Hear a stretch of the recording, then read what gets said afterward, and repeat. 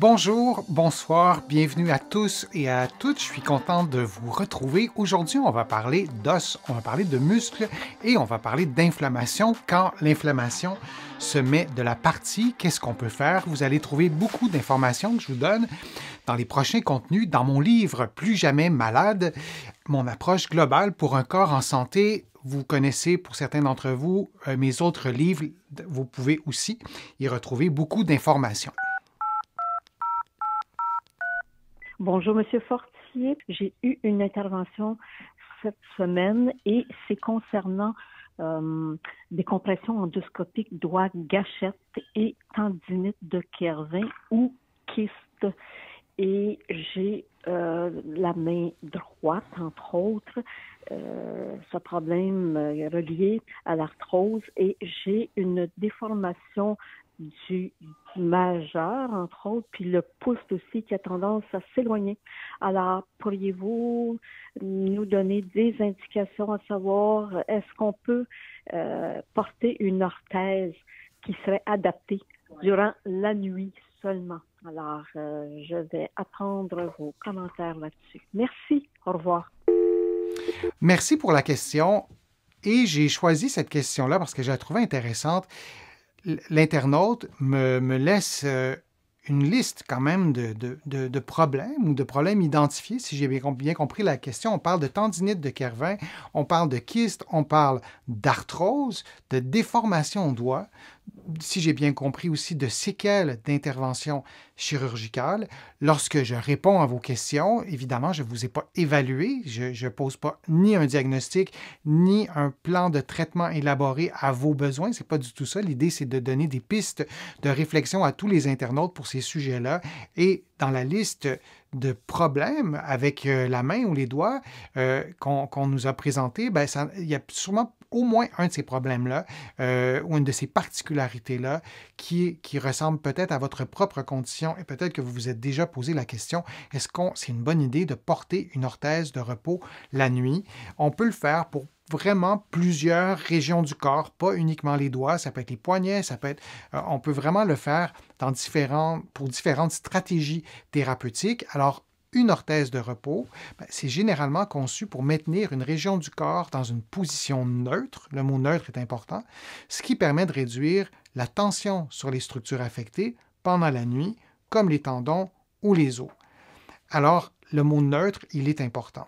Dans certains contextes, par exemple, les ergothérapeutes vont faire des orthèses qui participent à une stratégie thérapeutique pour des problèmes musculo-squelettiques précis. Alors, je n'irai pas plus loin dans le détail. Moi, je ne suis pas ergothérapeute, mais on ne veut pas s'improviser ergothérapeute à la maison en se rafistolant, en se fabriquant une orthèse pour corriger quelque chose. Alors, si on a une déformation au niveau des doigts, on ne veut pas, encore une fois, se fabriquer quelque chose pour essayer de corriger la déformation en se disant « je vais porter ça la nuit, puis avec le temps, ça va se replacer ». Je vous déconseille fortement de faire ça.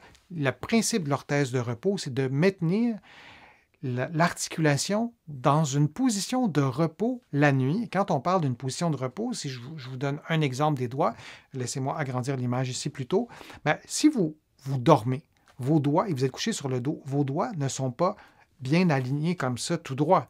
La position de repos, quand vous dormez, de vos doigts, c'est comme ça. Et ça s'explique par la présence de tendons en lien avec la longueur des tendons, avec la configuration anatomique, et la position de repos de la main, c'est comme ça, c'est pas comme ça. Donc, quand on parle de position de repos d'une articulation, c'est la position dans laquelle il y a le moins de tension à l'intérieur de l'articulation. Et nous, quand on dort, on se repose, mais le mot repos n'a pas le même sens qu'une position de repos pour l'articulation, et l'orthèse qu'on porte la nuit devrait placer nos articulations dans une position de repos. Et, je vous le disais, on peut utiliser ce type d'orthèse dans plusieurs contextes. On peut les utiliser pour un problème aux orteils, pour un problème au pouce, au doigt. L'illustration en haut à droite, c'est une orthèse de repos qu'on pourrait porter aussi le jour dans un contexte de syndrome du tunnel carpien, lorsqu'on a des engourdissements au niveau de la main, au niveau des doigts ou de la douleur aussi, qui sont causés par des problèmes, par une compression, disons, d'un nerf au niveau du poignet, sans entrer dans le détail du syndrome du tunnel carpien, mais on a donc de la douleur aux mains ou aux doigts, souvent de façon très locale. Dans certains cas, il y a des stratégies thérapeutiques qu'on met en place le jour, mais durant la nuit, on le voit beaucoup chez les femmes enceintes qui ont le syndrome du tunnel carpien et on va leur proposer une orthèse de repos qui ressemble à l'orthèse en haut à droite. Et donc, souvent, durant la nuit, on ne s'en rend pas compte, mais notre poignet va se fléchir, notre poignet va se placer en extension et dans un contexte du syndrome du tunnel carpien, ces positions prolongées durant la nuit qu'on va maintenir durant plusieurs heures, ça peut contribuer à l'augmentation des symptômes. Ça, c'est pour le tunnel carpien. Lorsqu'on a des déformations qui s'installent, on ne veut pas que les déformations s'amplifient. Alors, on peut porter une orthèse de repos la nuit. Encore une fois, je vous montre 4 contextes, mais il y en a vraiment plusieurs autres. Sur quelle mesure, on peut les prendre sur mesure ou préfabriquées et laquelle choisir. Hein? Est-ce qu'on prend une orthèse toute faite à la pharmacie soi-même, puis on l'installe, ou on va chez un orthésiste, un ou une ergothérapeute, un podiatre, un physiatre, un rhumatologue qui va nous donner des conseils. Et là, je pourrais ajouter d'autres professionnels de la santé, un physiothérapeute ou un kinésithérapeute. Ma réponse est évidemment, vous vous en doutez, je vous invite vraiment à consulter. Si vous portez quelque chose 7-8 heures par nuit, régulièrement, ça peut avoir des effets dommageables si c'est mal ajusté, si c'est mal adapté à votre morphologie.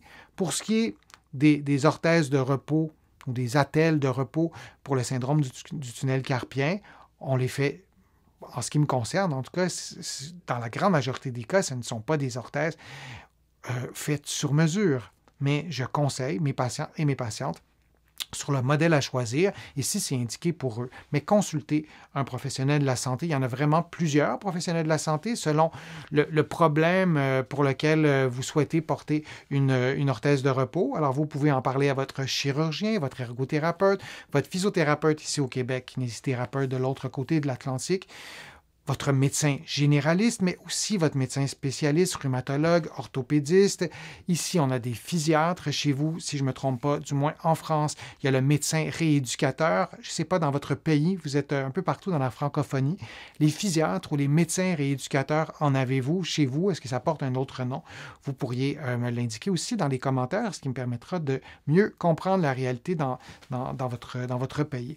L'autre élément aussi absolument à prendre en compte, c'est que si vous porter une orthèse de repos, c'est qu'il y a un problème ou il y a un problème potentiel de rééduquer, de stimuler la mobilité, la force, l'endurance aussi, vos capacités fonctionnelles, si c'est des doigts, des orteils, un coude, d'être capable d'utiliser ces articulations dans la vie de tous les jours, dans vos activités de la vie de tous les jours, comme je le disais, mais dans vos activités professionnelles. Est-ce que vous utilisez un clavier à l'ordinateur? Avez-vous un travail manuel? Et dans vos activités sportives. Donc, la rééducation, c'est pas juste faire des exercices 3 séries de 10, puis on arrête. C'est aussi de peut-être faire des exercices, mais d'aller jusqu'au bout du processus de rééducation jusqu'à ce que vous ayez vraiment intégré cette récupération de capacité physique dans vos activités, notamment fonctionnelles, dans vos activités de la vie de tous les jours ou sportives.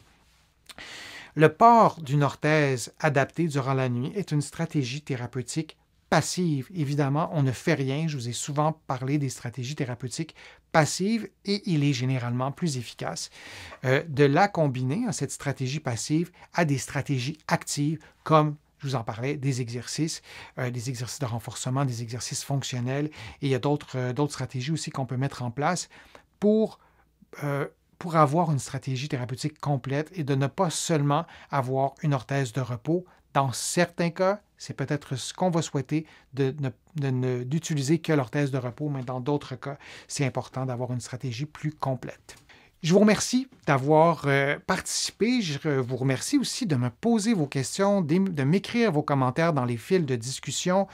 Vous le savez, je lis toutes vos questions, tous vos commentaires et j'essaie d'y répondre dans de prochaines vidéos où j'essaie d'y répondre en temps réel lorsque c'est possible. Je vous invite à faire une contribution sur mes plateformes, soit sur YouTube en cliquant sur le petit cœur j'aime, ou soit sur mon site web, le www.denisfortier.ca. Vous le savez, sans ces contributions, je ne parviendrai pas à vous produire autant de contenu, et j'en profite pour remercier toutes ceux et celles qui ont contribué, soit financièrement, mais aussi par des clics. Vous allez voir sur ma chaîne, je vous explique, sur mon site web, c'est-à-dire je vous explique comment faire. Vous allez trouver sur mon site web aussi une façon de vous abonner à l'infolette, c'est gratuit. Vous pouvez aussi vous abonner à des courriels thématiques. Là aussi, c'est vraiment très simple. Vous allez trouver comment faire, et vous allez trouver aussi beaucoup d'informations sur mes livres que vous allez trouver partout en librairie au Québec. Pour plusieurs de mes livres aussi, vous allez les trouver de l'autre côté de l'Atlantique. Vous pouvez aussi vous les procurer sur le web. Alors, je vous remercie d'avoir été là. J'espère de vous retrouver pour un prochain direct, pour une prochaine vidéo, et je vous dis à très bientôt.